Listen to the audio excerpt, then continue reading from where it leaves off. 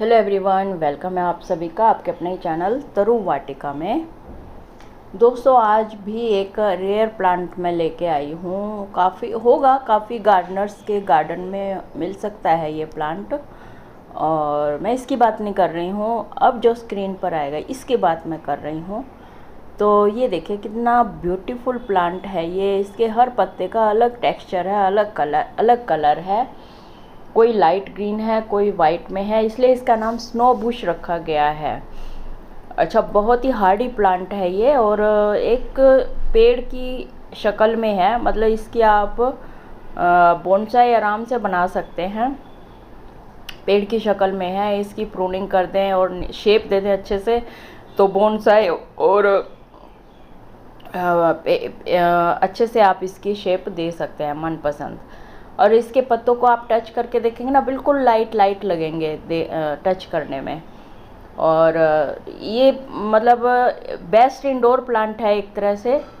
इसको आप बालकनी में रख सकते हैं जहाँ धूप कम आती हो, और जहाँ अगर ज़्यादा धूप आती है वहाँ धूप में इसको रख दिया जाए डायरेक्ट सनलाइट में, तो इसके पत्तों का कलर थोड़ा रेडिश में चला जाता है, रेडिश कलर भी आ जाता है। और अगर बालकनी में रखा जाए छाया में, जहाँ पर सिर्फ आती हुई थोड़ी धूप हो बस सुबह की, तो वहाँ इसके पत्तों का कलर ऐसा हो जाता है। मैंने ये सामने वाली दीवार के साथ रखा हुआ है। इसमें सुबह की धूप तो इसको लगती है, लेकिन उसके बाद इसकी दीवार की छाया आ जाती है, तो ये 12-1 बजे के बाद तो ये छाया में ही रहता है।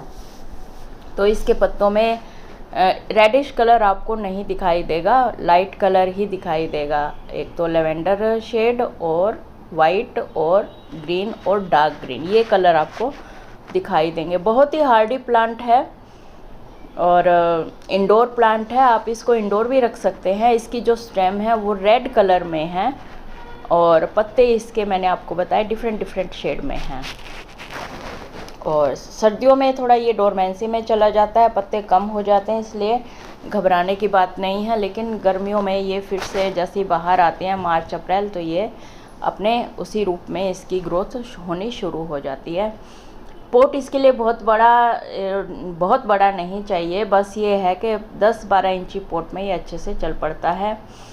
और इसकी पूरी केयर मैं आपको बताऊंगी, इसलिए वीडियो के एंड तक बने रहिएगा। सबसे पहले तो आप मिट्टी को लेते हैं। मिट्टी आपकी कोई भी प्लांट हो, मिट्टी अगर वेल ड्रेन होगी तो बहुत अच्छा ग्रो करेगा आपका प्लांट। अगर मिट्टी वेल ड्रेन नहीं होगी और जो ड्रेनेज सिस्टम पोट का है वो अच्छा नहीं होगा, तो आपका प्लांट चाहे कैसी भी मिट्टी हो, कैसा भी हार्डी प्लांट हो, आपका प्लांट नहीं चलेगा। इसलिए ये शुरुआत में मिट्टी वेल ड्रेन बनाना और ड्रेनेज होल का होना पोट में बहुत ज़रूरी है। और ये मैंने देखिए प्लास्टिक के पोट में लगा रखा है, फिर भी बहुत अच्छे से चल रहा है। 2-3 साल से मेरे पास है। और उसके बाद वाटरिंग की अगर हम बात करें तो वाटर इसमें बिल्कुल ये एक थंब रूल है।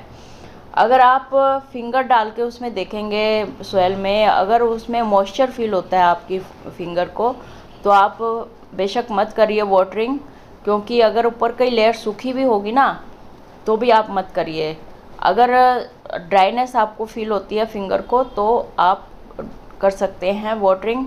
बिल्कुल कीचड़ करने की ज़रूरत नहीं है, थोड़ी सॉइल मॉइस्ट हो तो चल जाता है।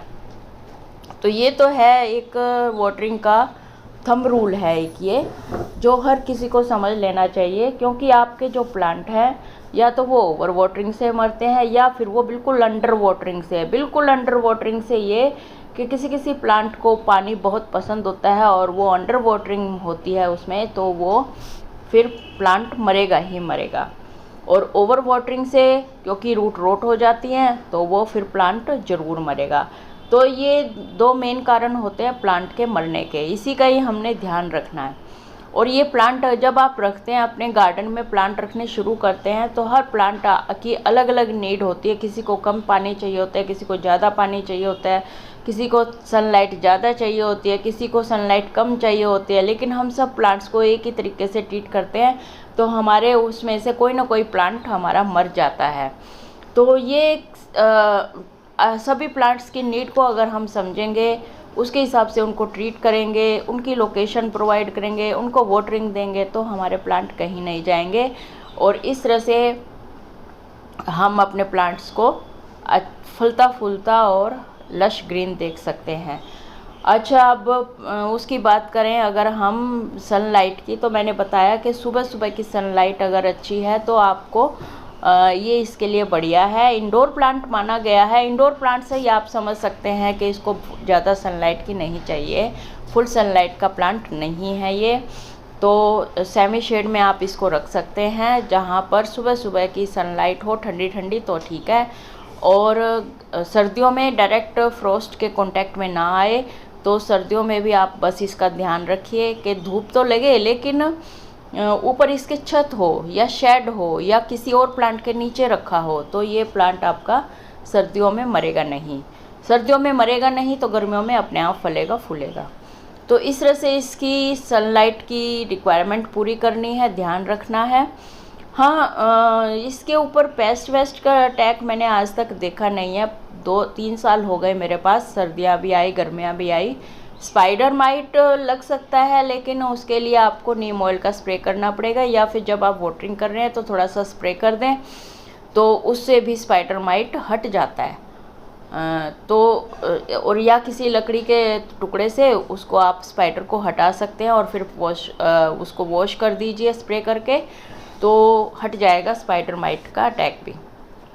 और फिर लोकेशन की मैंने बात की आपसे। प्रोपोगेशन कैसे करनी चाहिए, इसकी थोड़ी सी वुडी स्टेम ले लीजिए, थोड़ी सी मोटी स्टेम, और उसके नीचे के जो पत्ते हैं वो हटाकर, और कोई भी जो रूट ग्रो करने के लिए कोई भी जो आजकल काफ़ी आते हैं मार्केट में, केमिकल वाले भी आते हैं, लेकिन हम अपने गार्डन से ही लें तो अच्छा रहता है, या किचन से लें तो अच्छा रहता है। हल्दी को, या जो हमारा वो आता है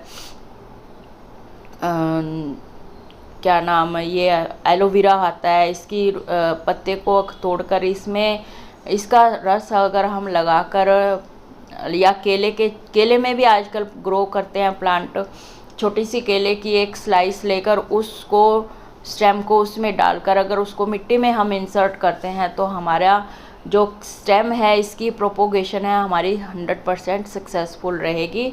जब भी आप प्रोपोगेशन करते हैं तो एक स्टेम को मत लीजिए, कम से कम 4-5 स्टेम को काटिए और उनको प्रोपोगेट करिए, डिफरेंट तरीके से करिए, तो कोई ना कोई तरीका आपका कामयाब हो जाएगा और आपकी प्लांट मल्टीप्लाई हो जाएगा।